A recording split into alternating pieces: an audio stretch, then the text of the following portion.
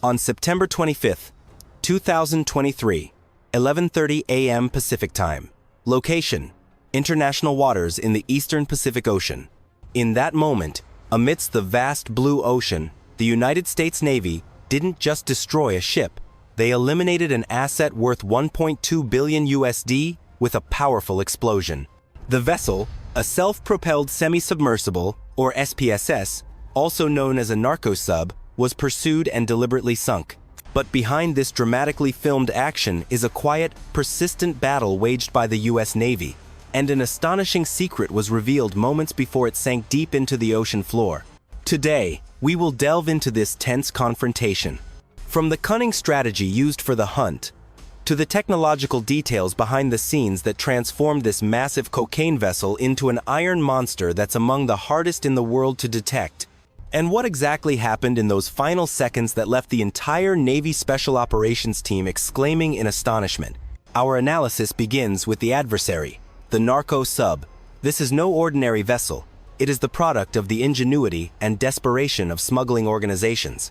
These vessels are secretly constructed deep in the Amazon rainforest or in secluded areas of Colombia and Ecuador. They are designed to skim almost entirely beneath the water's surface, leaving only a small exhaust pipe and a low cockpit canopy visible, making detection by radar or the naked eye nearly impossible. True to its name, these are stealth assassins of the ocean. Every journey of a Narco Sub is a gamble. It lacks advanced navigation or communication systems. The crew, often poor fishermen paid a large sum, must endure the worst living conditions. They travel to predefined coordinates, living in cramped, damp spaces reeking of diesel oil, heading towards the North Pacific. Their ultimate goal is to deliver that colossal amount of cocaine to its destination. That cargo could unleash a devastating flood of drugs, destroying millions of families in North America. That is why, for the US Navy, hunting these vessels is a battle for survival. The operational phase starts by identifying where locating a Narco Sub in the vast ocean is like finding a needle in a haystack. But the US Navy and Coast Guard have developed a sophisticated hunting strategy. This strategy isn't based on luck. It's a combination of advanced national defense technology and the meticulousness of intelligence officers. P-3 Orion and P-8 Poseidon reconnaissance aircraft, equipped with synthetic aperture radar, SAR, and infrared sensors, serve as the eye in the sky. They continuously sweep areas considered smuggling corridors. When a faint signal is detected, a warship or Coast Guard vessel is immediately dispatched. In this operation, the USS Coronado, LCS-4, received the coordinates. This littoral combat ship, LCS, is a speed machine, designed for swift action in shallow and coastal waters. However, the biggest challenge isn't catching up, but gaining access. Smuggling gangs are always ready to sink their own vessels and destroy evidence as soon as they're spotted. The deciding moment lies in figuring out how to approach close enough, fast enough, to apprehend the crew and seize evidence before it disappears forever. This is a race against time, where every second can determine the fate of billions of USD. Let's move to the critical decision of destruction. Why did the US Navy decide to destroy a $1.2 billion USD vessel instead of attempting to tow it back? This is a little-known behind-the-scenes detail and a harsh truth about international law. The primary reason is law. Under international law, the US Navy's interception of a vessel in international waters can only be viewed as an action by an anti-drug patrol force. But handling seized evidence, especially a sunken ship weighing tons, is extremely complex in terms of legality and logistics. Towing the vessel back requires a specialized large ship and a cumbersome legal procedure. A secondary factor is safety. These Narco Subs are often makeshift vessels, prone to exploding or sinking at any moment. Towing a ship with a potential risk of sinking, and which may carry explosives, back to port is too risky for the warships and their crew. The final factor is evidence. The priority goal is to seize the largest possible amount of cocaine. When intercepted, the smuggling crew attempted to offload the cargo, but the special team quickly boarded and recovered a large portion of the drugs. For the US Navy, once they had evidence of drugs and arrested the crew, the vessel was merely a dangerous burden. Sinking it with explosives was the safest and most efficient solution.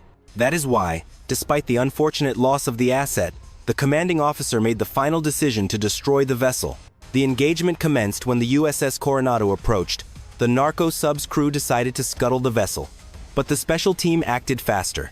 The Coast Guard, playing a crucial role in these operations, deployed a boarding team.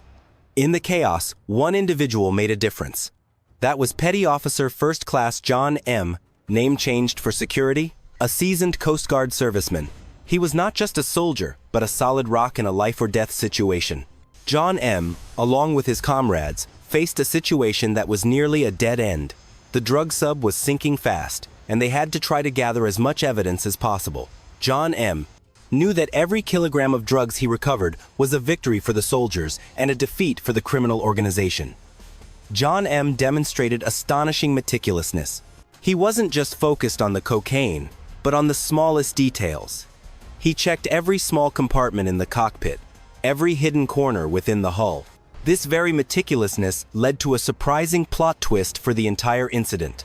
Immediately following the action, while the vessel was slowly sinking, with only minutes left before it disappeared, John M. found a small notebook. That notebook wasn't a diary, but a secret veil concealing an incredible code. The notebook contained a list of coordinates, but not ordinary delivery coordinates. It was a sequence of symbols and numbers, which, when deciphered, revealed a shocking truth: a brand new money laundering and trafficking network. The coordinates pointed to a location, not a port, but a secret rendezvous point never before known, deep in the Caribbean Sea. Furthermore, the notebook contained a series of brief messages, written in a simple cipher.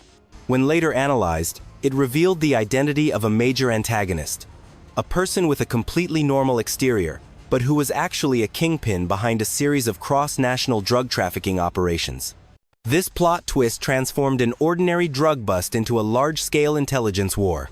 The vessel, despite being destroyed, fulfilled its final mission, unlocking the door to information about the cross-national criminal organization. Moving to the technological threat, why is a crude vessel like the Narco Sub so dangerous? Because it is challenging the most advanced detection technologies of the U.S. Navy. The issue is not speed, but its stealth capability. When almost the entire hull is submerged, it becomes invisible to radar. Radar cannot detect an object that is too small and not floating high on the sea surface. This stealth capability makes patrolling futile. That's when the U.S. Navy had to unleash its creativity. They don't just use traditional radar, but a combination of other technologies. Infrared sensors, IR, detect the heat from the engine and the ship's exhaust pipe. When a vessel travels close to the water's surface, the heat creates a faint streak, which can be captured by specialized infrared cameras. Active sonar systems use sound waves to scan beneath the water, but this is a risky strategy as it can be easily detected by the adversary. Human intelligence systems, HUMINT. This is the biggest secret. The hunt for narco subs often begins with scant intelligence information from honest soldiers in the production countries, people who risk their lives to provide the initial coordinates. This confrontation is not just a war on drugs, it is a constant challenge in technology between crime and law enforcement. In conclusion, we acknowledge after the destruction of the 1.2 billion USD cocaine vessel, the message the US Navy sent out is clear: there is no safe haven. But for every military history enthusiast like us, there is a deeper lesson. The story of the Narco Sub and the special team reminds us of a truth. The battle is not only fought on the battlefield, but also in the defense of core values. Just like John M., who found the code in the nick of time, we must also seek out the secret veils in our own lives. That could be a bad habit, a haunting obsession, or a limiting belief that is holding us back. Imagine, like the Narco Sub stuck in the middle of the ocean, many of us also feel lost in our own work, finances, or health. But this story is a hopeful solution. If a small force can defeat an international criminal organization with meticulousness, then you too can change your life. Never think that it's too late to awaken and create a new future. Regarding the consequences of the operation, this destruction has had far-reaching consequences. It is not just a major financial blow to the drug gangs, 1.2 billion USD lost, but it also forced them to change their strategy. More modern narco subs are being built. They are no longer makeshift semi-submarines, but actual submarines, fully submersible, that can dive deeper and operate more independently for longer periods. This poses a new challenge: requiring the U.S. Navy to continually upgrade and innovate its hunting technology. However, with the deciphering of the code and the identity of the kingpin, the U.S. Navy and intelligence agencies have opened a new door to truth. This information has led to many arrests and the seizure of assets worth hundreds of millions of USD in other countries.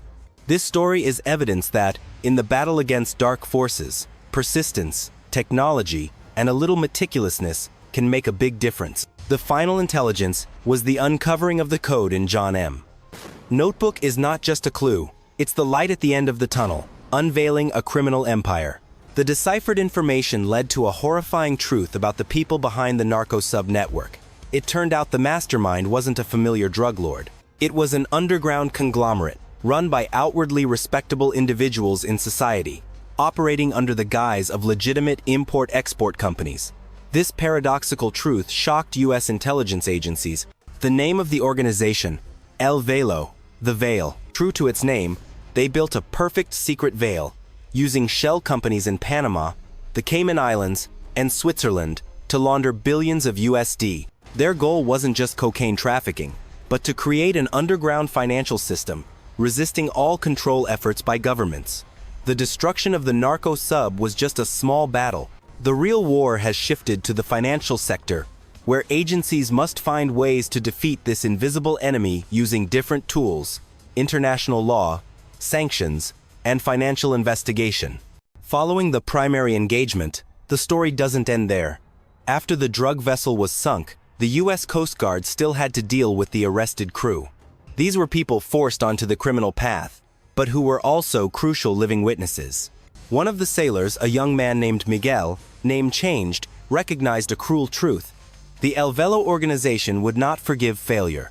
He knew that, even if arrested, his life and his family's lives were still in danger. He felt powerless against his predestined fate.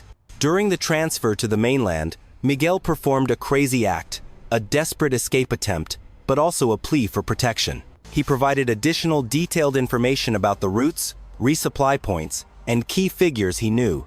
He traded his freedom for his family's safety. This plot twist transformed Miguel from a criminal into a key witness. His story is a testament to sacrifice and compassion. It reminds us that behind every military operation, there are always personal stories of fear, regret, and the desire to be reborn. The final debrief yields the Narco Sub incident is not just a military victory, but also a lesson in independence and self-reliance for the U.S. Navy. In this complex war, they have to rely on their own reconnaissance capabilities, technology, and decisiveness. Have you ever thought that this independence is also what we long for in our daily lives? The first core tenet is independence from scammers. Just like the smuggling vessel hidden beneath the ocean, there are invisible financial dangers lurking around us. For example, get-rich-quick schemes, multi-level marketing investment models. Do you want to break through these barriers and create a peaceful financial life? The second core tenet is independence from disease. Just like the Narco Sub was sunk because it was a threat, we also need to defeat the bad habits that are slowly killing our health. Do you want to awaken your body's self-healing power and live an excellent life? We need to learn the meticulous and precise spirit of the U.S. Navy. Awaken the warrior within you, conquer the challenges, and find the freedom you deserve.